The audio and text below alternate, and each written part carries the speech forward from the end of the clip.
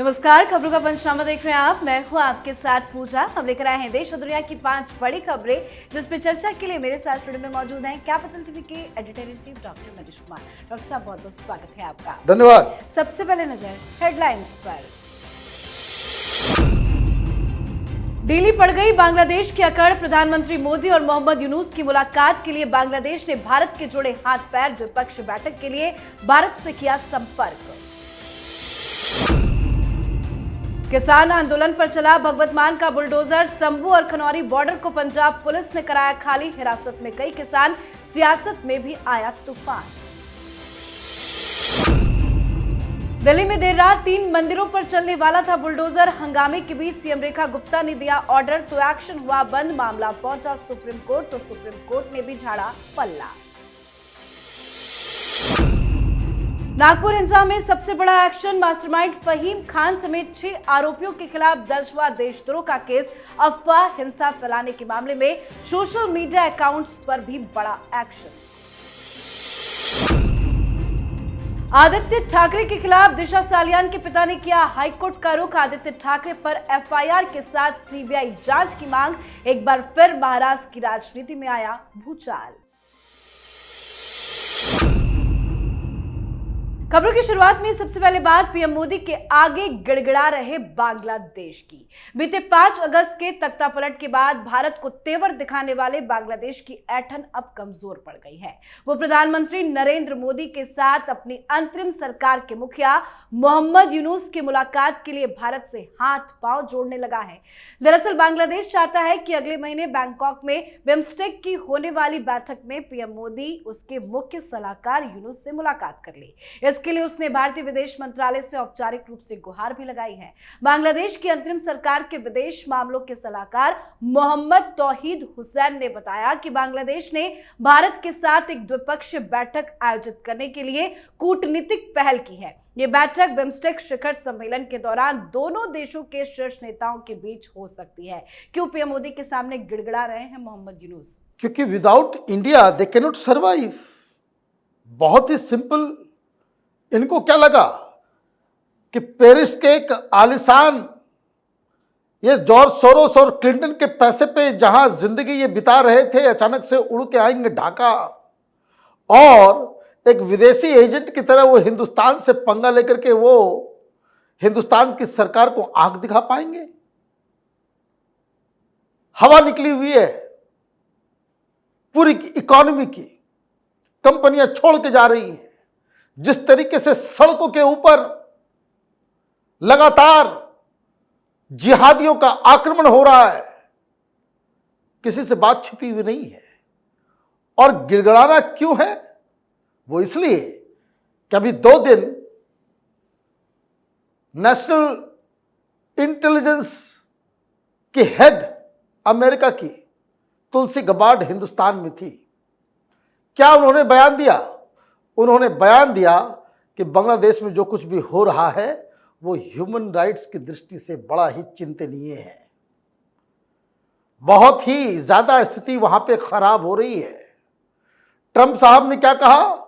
जो कुछ करना है बांग्लादेश में वो हमने प्रधानमंत्री मोदी पे छोड़ दिया है। लेकिन उसके बाद यूनुस साहब को लगा कि वो थोड़ी सी अकड़ दिखाएंगे, हिंदुस्तान झुक जाएगा। अरे, जिसकी ताकत और जिसके बल पे आप उछल कूद मचाने की चेष्टा कर रहे हो, वो तो खुद संदेशा भिजवा रहा है पीछे से कि हिंदुस्तान अब माफ कर दो। ये पाकिस्तान के बल पे, आईएसआई के बल पे, पाकिस्तानी जो तमाम एजेंसियां हैं, जिहादियों के बल पे आप कूद फांद मचा रहे थे। नमक कहां से आएगा? कहां से आएगी सब्जियां? कहां से आएगा पैसा? कहां से आएगा धंधा? और उसके बाद जिस तरीके से बांग्लादेशी को भगाया जा रहा है, ये तो कहीं के नहीं रहेंगे। और जो इनका जो सबसे बड़ा बिजनेस था वो रेडीमेड गारमेंट्स का, वो तो ऑलरेडी 50% वहां से मूव करके हिंदुस्तान पहुंचने वाला है। जी, अगली खबर किसान आंदोलन पर भगवत मान के बुलडोजर एक्शन की। किसान आंदोलन को लेकर भगवत मान का ताजा रुख हैरत में डालने वाला है। दरअसल रातों रात 13 महीने से आंदोलन कर रहे किसानों को पंजाब के संभू और खनौरी बॉर्डर से हटा दिया गया। किसानों के टेंटों को उखाड़ फेंका गया, मंच तोड़ा गया। साफ शब्दों में कहे तो धरना स्थल पर बुलडोजर चलाकर सब कुछ साफ सुथरा कर दिया गया। एक्शन से बौखलाए किसानों और पुलिस के बीच में झड़प भी हो गई। कई किसान नेताओं को गिरफ्तार भी किया गया है। किसान आंदोलन पर पंजाब पुलिस के एक्शन पर सियासी संग्राम भी छिड़ गया है। कांग्रेस ने पंजाब की मान सरकार को घेरा है। कांग्रेस का कहना है कि मान सरकार ने किसानों के साथ धोखा किया और उनकी पीठ में छुरा घोंपा है। दिल्ली में किसानों से प्यार और पंजाब में नफरत क्यों? देखिए, यही तो केजरीवाल है। गिरगिट की तरह रंग बदलने में ये सबसे उस्ताद है। जब यही किसान, यही नेता, यही आंदोलन दिल्ली में चल रहा था केंद्र सरकार के खिलाफ, पहुंच के वहां पे संजय सिंह तो मनीष सिसोदिया तो केजरीवाल, मैं पानी दूंगा, बिजली दूंगा, खाना दूंगा, पैसे दूंगा, सारा कुछ। और इसलिए मदद उसने लिया ताकि पंजाब के चुनाव में फायदा हो। तो किसानों ने चुनाव में फायदा पहुंचाया, सरकार बन गई, काम निकल गया। तो उसके बाद इनको ठेंगा दिखाना था। अभी क्या हुआ है? अभी केजरीवाल के सामने बस एकमात्र चुनौती है, वो एन केन प्रकारेण राज्यसभा जाना चाहता है। वहां लुधियाना में असेंबली का इलेक्शन होना है। एक राज्यसभा के सांसद को, अरोड़ा साहब को वहां भेज दिया गया है कि आप एमपी होकर के एमएलए का चुनाव लड़ना, चुनाव जीतने के बाद आप मंत्री बन जाओगे, राज्यसभा में जो सीट खाली होगी मैं। तो केजरीवाल ने 3 दिन पहले व्यापारियों से मुलाकात की, कारोबारियों से मुलाकात की। तो व्यापारियों ने उस मीटिंग में कह दिया कि हम आपके साथ नहीं आ सकते, आपकी वजह से बड़ा नुकसान हो रहा है। और ये जो सिंघू बॉर्डर है वो लुधियाना को सबसे ज्यादा नुकसान पहुंचा रहा है। सारे काम काज ठप हो गए, इंडस्ट्री बंद हो गया, सामान नहीं आ रहा, बड़े बड़े ट्रक नहीं आ रहे, बहुत दिक्कत हो रही है। वहां टाटा का एक प्लांट भी लगना है, वो भी देर चल रहा है। कारण भाई हाईवे जाम है। तो इनको समझ में आ गया कि अब किसानों की तो कोई आवश्यकता है नहीं। ये लुधियाना वेस्ट तो अर्बन सीट है, यहां किसानों से कोई लेना देना नहीं है। बस आपने क्या किया कि मुझे जाना है राज्यसभा, तो फिर चला दो बुलडोजर। और उसके लिए बकायदा ऐसा लग रहा है कि माहौल बनाया गया, मीटिंग बुलाई गई और भगवंत मान को यही कहा गया होगा कि ये मीटिंग में जब आए इनसे बहस कर लेना, ये लोग बाहर निकले सबको गिरफ्तार कर लेना। इधर जो नेता चीफ मिनिस्टर से मीटिंग करने आए थे उनकी गिरफ्तारी हुई और उधर बुलडोजर चल गया। तो ये केजरीवाल की राजनीति है जिसको कहते हैं अवसरवादिता, अपॉर्चुनिज्म। ये नंबर 1 अपॉर्चुनिस्ट है। लेकिन ये सवाल तो उनके लिए भी है। वो तमाम पत्रकार, हम लोग तो शुरू से कह रहे हैं कि ये लोग आंदोलन जीवी है। हाईवे जाम करने का कोई मतलब नहीं है, कोई भी प्रोटेस्ट को अलाउ नहीं किया जा सकता। तो हाई कोर्ट, सुप्रीम कोर्ट सब घुटने टेक देते हैं। इस तरह के समय पे सुप्रीम कोर्ट भी अपनी सारी चीज को वो भूल जाता है। तो कांग्रेस पार्टी ये कह रही है कि धोखा हुआ है। भाई धोखा तो सब लोग देते हैं। जो काम गलत है, चाहे वो शाहीन बाग हो, चाहे वो किसान आंदोलन हो, ये इलीगल प्रोटेस्ट हैं। समाज को कष्ट देकर के कोई आंदोलन नहीं होता।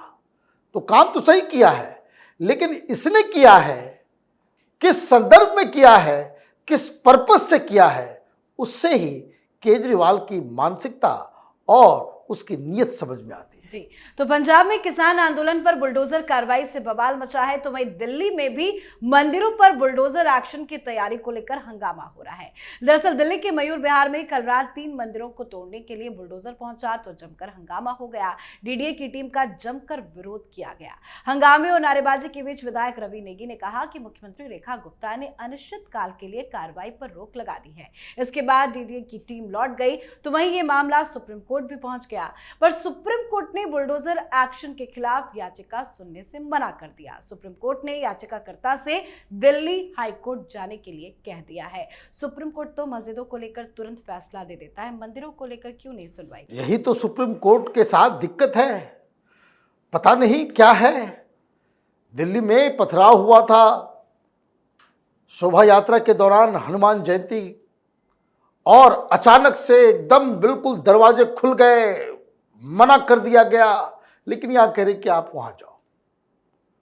ठीक है, बीजेपी की सरकार आई है, सवाल यह है कि भाई बुलडोजर पहुंचा कैसे? मंदिर तोड़ने के लिए बुलडोजर आया क्यों? पहली चीज तो ये।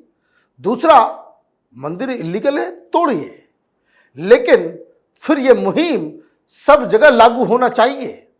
फिर इस जगह पे दिल्ली के अंदर में जितने भी इलीगल और भी धर्म के जो स्ट्रक्चर्स हैं उस पे बुलडोजर कब चलेगा? तो लोग जमा हो गए, लोग आनन फानन घंटी बजा बजा करके लोगों को जगाया। रात के 2 बजे सारे लोग इकट्ठा हुए और उसके बाद फोन आया और एक फोन पे ही काम हो गया। मुख्यमंत्री साहिबा ने कहा कि वापस जाओ, बुलडोजर यहां पे नहीं चलेगा। तो अब अनिश्चितकालीन के लिए तो ये आप ये समझिए कि अब ये तो मामला बड़ा हो गया कि चूंकि अब मंदिरों को तोड़ने के लिए डीडी का बुलडोजर आ रहा है, तो बाकी धर्म स्थल जो इलीगल जगह पे बने हुए हैं, पार्कों के अंदर मजार उग रहे हैं, उन सब को खाली कब किया जाएगा, इसका इंतजार है। अब बात नागपुर हिंसा मामले में बड़े एक्शन की। औरंगजेब कब्र कांड पर नागपुर में हिंसा हुई, अब फहीम खान पर एक और बड़ा एक्शन हुआ है। नागपुर हिंसा में फहीम खान पर देशद्रोह का मामला दर्ज हुआ है। पुलिस के मुताबिक फहीम खान ही नागपुर हिंसा का मास्टरमाइंड है। साथ ही महाराष्ट्र के नागपुर शहर में हुई हिंसा में शामिल लोगों का पता लगाने और उन्हें गिरफ्तार करने के लिए पुलिस ने 18 विशेष टीमें बनाई है। पुलिस ताबड़तोड़ कार्रवाई कर रही है। करीब 70 लोग पुलिस की गिरफ्त में हैं। साथ ही महाराष्ट्र साइबर ने नागपुर हिंसा को लेकर सांप्रदायिक द्वेष फैलाने के इरादे से सोशल मीडिया मंचों पर साझा किए गए 140 से ज्यादा आपत्तिजनक पोस्ट की पहचान की है। पुलिस अभी बांग्लादेशी कनेक्शन की भी जांच कर रही है। हर एक एंगल से जांच करके सख्त कार्रवाई की तैयारी की जा रही है। जबरदस्त एक्शन में है नागपुर पुलिस। लेकिन इस तरह का एक्शन लेके क्या ये दंगाई उपद्रवी सुधर जाएंगे? देखिए, ये तो सुधरेंगे नहीं जब तक आप कड़ाई से इसे क्रश नहीं करेंगे। आप इनका मनोबल बढ़ जाता है ना कि आपने गिरफ्तार किया, 2 सप्ताह के बाद सारे छूट के आ जाएंगे, सारे छूट के आ जाएंगे। ये हिंदुस्तान में कोर्ट जो है इतना लुंज पुंज तरीके से काम करता है, सिस्टम ही नहीं है। इस तरह के वायलेंस के लिए कोई स्पेशल कानून नहीं है, तो ये लोग छूट के आ जाएंगे। तो छूट के आएंगे तो क्या होंगे? ये अपने अपनी बस्तियों में हीरो बन जाएंगे। अब मामला इसलिए थोड़ा संगीन नजर आ रहा है। जिस दिन ये घटना घटी उस दिन ही हमने कहा कि कोई छावा, कोई औरंगजेब कुछ नहीं, ये हर जगह होगा। जरा गूगल कीजिए, गिरिडीह में भी ऐसे ही भीड़ आ गई, ऐसे ही उत्पात मचा। तो मैं तो शुरू से कह रहा हूं कि आज गिरिडीह है, कल नागपुर था, परसों रांची होगा, फिर जयपुर होगा, फिर दिल्ली। जहां कहीं भी छोटी मोटी घटना और 1000-2000 लोग इकट्ठा हो जाएंगे। ये एक मॉडस ऑपरेंडी, ये पीएफआई का नेटवर्क है। आपने उन्हें बैन कर दिया है, इसका मतलब ये नहीं कि वो शांत बैठे हुए हैं, वो खत्म हो गया है। लेकिन अब इस पूरे केस में एक नया मोड़ आ गया। मोड़ क्या आया? अफवाह फैलाई गई कि भाई वो जो औरंगजेब का पुतला जलाया जा रहा था उसमें एक चादर थी, चादर के ऊपर कुरान की आयतें थी। सब फेक न्यूज, झूठ, सब झूठ। ये ठीक वैसा ही है कि किसी ने कह दिया कि त्रिपुरा के अंदर मस्जिदों को जला दिया गया और महाराष्ट्र में आग लग गई। वहां कुछ नहीं हुआ त्रिपुरा में, लेकिन महाराष्ट्र के कई शहरों में जो है बवाल मच गया, आगजनी हो गई। आपने किसी को पनिश किया? महाराष्ट्र में किसी को सजा मिली? उसके नेताओं को ढूंढ करके उसे आजीवन कारावास मिला? नहीं मिला। सब छूट गए, सब हीरो है, सब हीरो बन गए। तो अब यह मालूम चल रहा है कि जो अफवाह फैलाई गई उस वक्त भी मालूम चला था कि जो अफवाह फैलाई गई वो उसका आईपी एड्रेस बांग्लादेश और पाकिस्तान से है। भाई आपने क्या किया? ये जो शाहीन बाग में, ये किसान आंदोलन में, ये लाहौर रावलपिंडी से वहां पे बैठ के बाकायदा उसके लिए 100 लोगों को बिठा करके प्रपंच किया जा रहा था सोशल मीडिया में। हिंदू नाम से मुस्लिम लोग पाकिस्तान से बैठ करके सिख नाम से यहां पे प्रपंच कर रहे थे। और ये बेवकूफ़ों की जो जमात है, मोदी घृणा में इतनी पागल हो चुकी है, ये कांग्रेसी, आम आदमी पार्टी वाले, ये समाजवादी पार्टी वाले, ये लोग वही रिट्वीट करते थे। लोगों को मालूम नहीं है। इस तरह के 600 हैंडल्स को बैन किया गया, लेकिन कोई एक्शन नहीं हुआ, कोई जेल नहीं गया, किसी के हाथ पैर नहीं टूटे। तो ये तो होगा। अब यहां नागपुर में मालूम चल रहा है कि जो अफवाह फैलाने का काम हुआ उसमें बांग्लादेश का आईपी एड्रेस मिल रहा है। और यूनुस साहब जो है प्रधानमंत्री के सामने गिड़गिड़ा रहे, मिल लो। तो ये तो चलता रहेगा, ये तो चलता रहेगा। आप इस चीज को ध्यान रखिए। ये जो है ना, लोहा को लोहे से ही काटा जाता है, रुई चलाने से लोहा कटता नहीं, लकड़ी चलाने से लोहा कटेगा नहीं, लोहे को लोहे से ही काटा जा सकता है। तो सरकारों को आंख नाक कान खोल लेना चाहिए। इतना ज्यादा स्विफ्ट और स्ट्रिक्ट एक्शन की आवश्यकता है कि अगली बार कोई व्हाट्सएप पे कहे कि भीड़ आ जाओ, खड़े हो जाओ, उनकी हिम्मत जवाब दे दे। तब तक ये चीजें हर शहर में होगी। बिल्कुल। आज की आखिरी खबर में बात दिशा सालियान सुसाइड केस से जुड़ी बड़ी खबर की। सुशांत सिंह राजपूत की पूर्व मैनेजर दिशा सालियान के पिता सतीश सालियान ने अपनी बेटी दिशा की मौत की नए सिरे से जांच की मांग की है। उन्होंने बॉम्बे हाईकोर्ट में याचिका भी दायर की है। याचिका में आदित्य ठाकरे के खिलाफ एफआईआर दर्ज करने और बेटी की मौत की जांच सीबीआई से कराने की मांग की गई है। आरोप लगाया गया है कि दिशा के साथ गैंगरेप के बाद उसकी हत्या की गई थी। याचिका में सूरज पंचोली, ड्यू मौर्या और मुंबई पुलिस पर भी गंभीर आरोप लगाए गए हैं। अब इस कदम ने पूरे महाराष्ट्र में हलचल पैदा कर दी है। इसी बीच बीजेपी विधायक नितेश राणा ने दावा किया कि वो पहले दिन से कह रहे थे कि ये हत्या है और इसकी जांच होनी चाहिए। फिर से इस पूरे केस की नए सिरे से जांच की मांग की गई है। क्या फंसते नजर आ रहे हैं आदित्य ठाकरे? आदित्य ठाकरे इस बार नप गए बुरी तरीके से। क्यों? क्योंकि दिशा सालियान के पिता का 2-3 आरोप है। एक कि छिपाया गया, जो एक हत्या थी उसे आत्महत्या बताया गया। उन्होंने कहा फॉरेंसिक जो एविडेंसेस थे उसको कंसीडर नहीं किया गया। दिशा सालियान अगर 14वीं मंजिल से गिरी तो पिता को, परिवार को पुलिस के द्वारा दिशा सालियान के जो कपड़े दिए गए उसमें खून के निशान नहीं थे। उन्होंने यह भी कहा कि यह कैसे पॉसिबल है कि 14वीं फ्लोर से किसी को गिराया जाए तो वो 15 फीट आगे जाकर के गिरे। तो कई सारे सवाल, लेकिन टेंशन की बात क्या है इसमें आदित्य ठाकरे का नाम लिया गया है, इसमें सूरज पंचोली का नाम लिया गया है, ड्यू मौर्या का नाम लिया गया है। ये सारी चीजें जो हो रही है तो इसमें तो इमीडिएटली कोर्ट में ये मामला गया है। तो कोर्ट जैसे ही इसके ऊपर कोई आदेश दिया तो एफआईआर भी दर्ज होगी और इस केस में इमीडिएटली, क्योंकि ये अर्जी में खुद लिखा हुआ है कि कस्टोडियल इंटरोगेशन होना चाहिए, तो इसका मतलब है कि गिरफ्तारी इमीडिएट होगी। एक और मुसीबत ये है कि ये जो प्ली किया गया है, चूंकि ये पीड़िता है, उनका ये कहना है कि बहुत भारी बड़ा लीडर है, कुछ दिन पहले तक ये चीफ मिनिस्टर का सुपुत्र हुआ करता था, इसकी साख है। तो इस केस को सीबीआई या एनआईए को दिया जाए, क्योंकि यहां पुलिस वाले भी इनके इन्फ्लुएंस में, विपक्ष में हैं अभी तो क्या। और दूसरी चीज कि इसकी सुनवाई भी महाराष्ट्र के बाहर हो, क्योंकि कोर्ट के ऊपर भी इनका इन्फ्लुएंस है। तो 3 चीजें, एफआईआर दर्ज होना, सीबीआई का आना, और इसके बाद अगर ये केस बाहर चला गया, मान लीजिए बगल में गुजरात है, गुजरात चला गया, तब तो ये बच नहीं पाएंगे, तब तो ये बहुत बड़ी मुसीबत में ऑलरेडी फंस चुके हैं। बिल्कुल सर, बहुत बहुत धन्यवाद सर बातचीत के लिए। धन्यवाद। खबरों का पंचनामा में आज के लिए फिलहाल इतना ही। देश विदेश की बाकी खबरों और उनके सटीक एनालिसिस के लिए देखते रहिए कैपिटल टीवी। हमें लाइक कीजिए, शेयर कीजिए और कैपिटल टीवी को सब्सक्राइब कीजिए। नमस्कार।